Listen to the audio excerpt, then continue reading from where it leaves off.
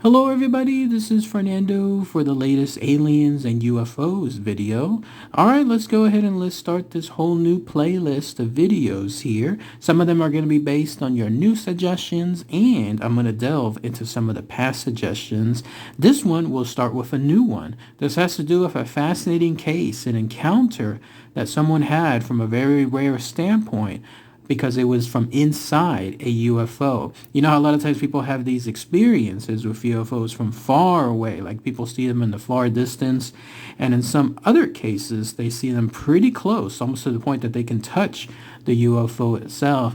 But in this particular example, this gentleman actually went inside the UFO, and he presented a very good detailed example of what it was like inside it. So lots of good info to share here. Very rare example. In fact, you're looking at a representation of it now, and it goes by this. It goes by the name of the Siedlecki Encounter. So let's go ahead and let's share all that information here, and then I'd love to hear what your thoughts are on this rare encounter later on. So here's what occurred. You have to go back to August of 1976, and you have to go to a location called Leeds, England. So if anyone is familiar with that place, maybe even someone local, I'd love to hear what your thoughts are. See if maybe that's a hot spot for anything involving UFO activity. But it occurred to a gentleman, a guy by the name of Jan Siedlecki, hence the name of the encounter being the Siedlecki Encounter. I believe he was a mechanic, because the story goes that he was working at a garage called Bryden's Garage, working late into the night. Once he finished that, he was able to go back to his home. He was able to go to bed, but then that's when his whole world turned upside down, because what happened next obviously caught his attention. All of a sudden, there was this huge white glow, something very, very bright, very white, that came into his bedroom. It didn't seem like it was coming directly beamed into his bedroom, but it was more like there was something big happening outside, and that light happened to flood into the bedroom itself. And so naturally, he got up. He thought that maybe something was wrong with that garage. Maybe it even caught fire. And so when he went outside, when he went to actually look outwards, that's when he saw what he described as a very strange UFO-like craft. It was about 10 to 15 feet off the ground. But the interesting thing was it was actually wobbling, like it was struggling to land itself on the ground. Maybe it was hesitating to land on the ground, but it was definitely having issues. That was at least a visual representation of it. But it was your classic UFO design. It was saucer shaped. It had this bluish, grayish color associated with it. It probably looked like it was metallic, straight out of a movie, in other words, when it comes to this type of UFO. And so when he went outside to investigate, he hid behind a fence to see what was happening. And then that's when he saw this thing again, trying to struggle to get to the ground itself. By this point, it was about maybe 75 yards away from him.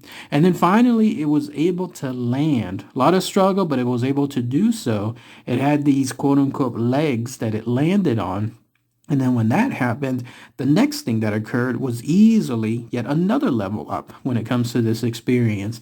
That's when what he described as a very long tube came down from the center of the object, from the center of the UFO itself. He stated it was maybe a few feet wide, but it was long enough to extend all the way to the ground. Imagine like it being on not a vertical, not a horizontal, but more of like an angle, and then it touched the ground itself. And then while this was happening, there was something involving like this glow that was coming from the underside of the UFO, but no discernible lights either, like nothing like a telltale sign involving human-like lights. Whatever was coming from it just seemed to be more hidden, or maybe something else internal. The interesting thing was this: the tube started to have some action. In fact, it opened up like a book. The way it read in my mind was, imagine if a tube opens up in the middle, kind of like when you open a book from the middle and it spreads outward, left and right. That's the sense that I got here. Once that happened, once the tube opened up, that's when he saw these two humanoid figures. They were about 4 feet tall, They ended up walking from the tube itself, and then there they were in front of the UFO object, the UFO that he was witnessing from, again, about 75 yards away. Can you believe that? He was witnessing two extraterrestrials right then and there, right in front of his area. I bet when he was finishing his garage work that night and then going to bed, I bet he had no clue that he would have this monumental encounter happening afterward. Interestingly enough, they saw him. Maybe they sensed him. Maybe they knew he was there the whole time. But they actually told him to come closer. I don't know how they did it. Maybe they were motioning to him, or maybe they outright just looked in his direction. Either way, though, he actually went straight up to them, a little slowly at first, but straight up to them. And then that's when things took yet another level. That's when they started communicating with him. Now, isn't that something else too, right? People rarely see UFOs and then barely see them up close.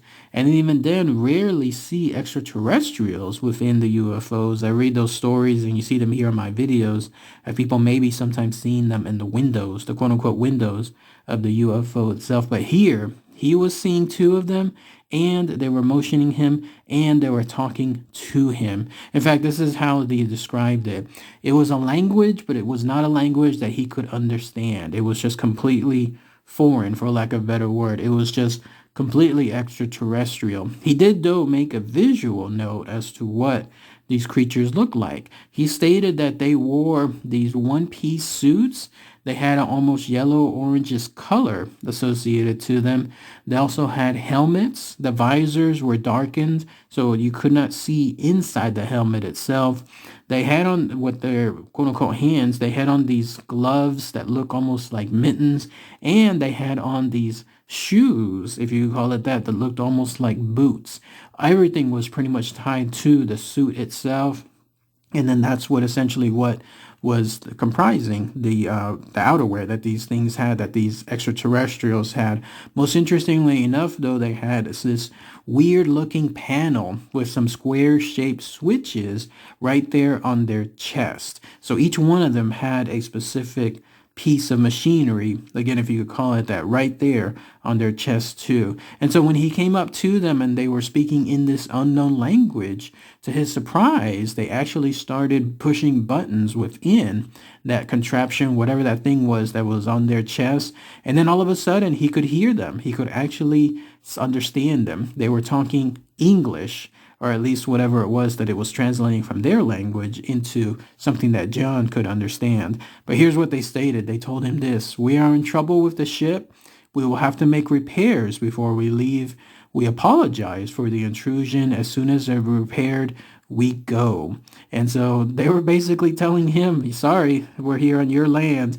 We're going to try to fix things up, and then we're out of here. So imagine the surprise that must have been on his face. He described the voices that they had, something on lines of it sounded like a little boy that was squeaking, like almost like a faraway little boy high-pitched voice. That's essentially what it was.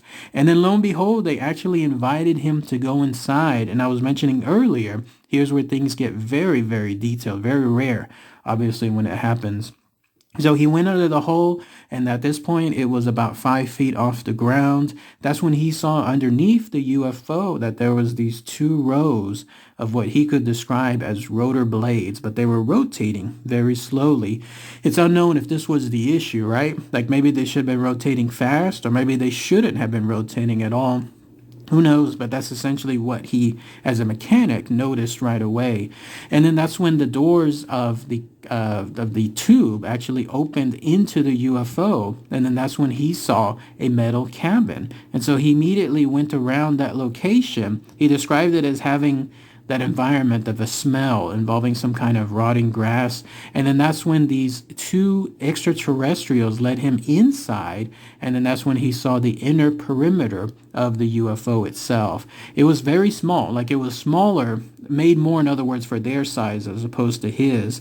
In fact, there was a 2-foot wide channel of some kind of floating water within the room that he was just in. And there was also this type of grass that was in there too. He described it about being 2 feet high, but it was there growing, or potentially growing, from that location. And so nonchalantly, he actually started doing a conversation with these aliens, asking, how fast does the ship fly? They responded with the number B13.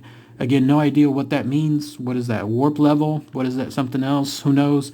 But that was their immediate response. And then when another door opened, he was able to go into another location. He described this as being almost like a compartment area. And then that's when he noticed 4 or 5 more of these extraterrestrials there. But interestingly enough, they were crouched in a far corner and they had their heads in between their hands and their knees. But who knows what they were doing at that point? Were they sleeping? Were they doing something else? Who knows?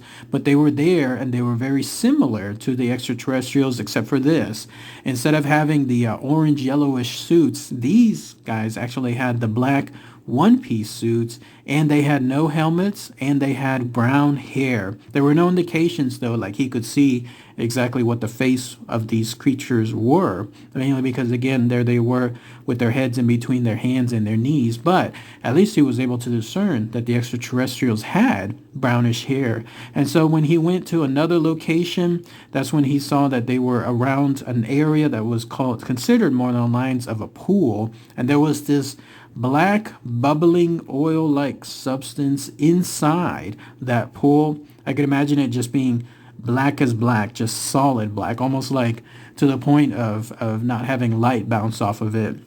And within it, there were these flashes of red light that would come up into the air. Who knows what that pool was doing, what its purpose was, if it was just a display or if it was something else involving some type of engineering machinery, if you call it that, that would allow the ship to move. Who knows? But that's at least one other thing too. And then also, again, being the mechanic that he was, Jean was able to look around and realize that the area around the UFO itself had a constant yellowish orange light. It seemed like it was actually emanating from many of the panels that he was passing by. And then also there was no windows, no other openings. So who knows how they were able to look, quote unquote, outside. But at least from his perspective, he could see that this was everything that was comprising his location. And then things took a startling point because out of the blue, an orange light, a ball of light, if you could call it that, all of a sudden went into the room, stopped, and started. He described it as being football sized, and it was just darting from left to right. That's when things took a whole different turn. That's when all of a sudden he heard what he described as footsteps, almost as if they were running footsteps, almost like people were in a panic of some sort. And when that happened, one of those extraterrestrials suddenly let him know that he had to leave. He had to leave immediately. Like there was this utmost urgency associated with it. Remember, none of this happened before that orange ball of light came into the room. Who knows what it was when it comes to that ball of light, but they stated that he had to leave because they had now a quote-unquote space bug. Was it that ball of light that was the space bug? Was that what they were referring to? Was it something that had escaped, something that they had in captivity and now was running amok within the ship itself? Again, lots of unanswered questions here. But it was enough for them to, in this case, not just slowly get him out of the craft, but actually move him as quick as possible to the point where they were almost running. He went outside, right into the tube again, right into the grass, right outside the UFO. And then there was this interesting, almost cryptic, haunting statement. The last words that they told him before he left, they told him, "When you get out, run." And then that was it. That was the last set of words that these extraterrestrials told John.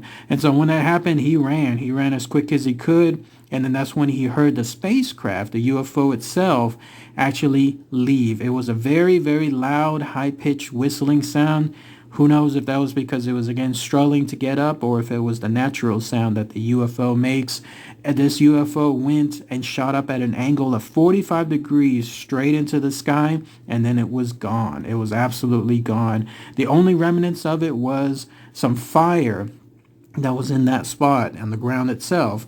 that was the only thing left associated with this UFO. And then that's it. That's basically everything tied to this encounter, this Siedlecki Encounter. But again, interesting stuff, no? Here you have this guy encountering this stuff outside his house, a blinding light, going over there, catching these two guys, these humanoids, coming out of this struggling UFO that was originally trying to land, and then they started communicating with him. They brought him into the UFO. He got to see all that weird stuff, that grass, that water, those panels, those other humanoids, aliens in other words, just resting on the ground on their knees and so on. And then finally culminating with that ball of light darting in and around, causing them to run into panic and having him run out of the UFO. What a way to end his night, no? When it comes to that type of encounter. But if anybody has any more info, anything else I might have missed, then please post those comments below. What about those of you, again, near the Leeds area? If anyone has something as far as a local standpoint, is it a hotspot? Is there some other type of area that people have seen some UFO encounters? Then I'd love to hear what your thoughts are on there too. No indication too as far as John actually having other encounters with UFOs. If so, if this was just a one-off, it's enough right there, right? What a way to have a lifetime encounter right there. But again, thanks again, everybody. Take care. Bye.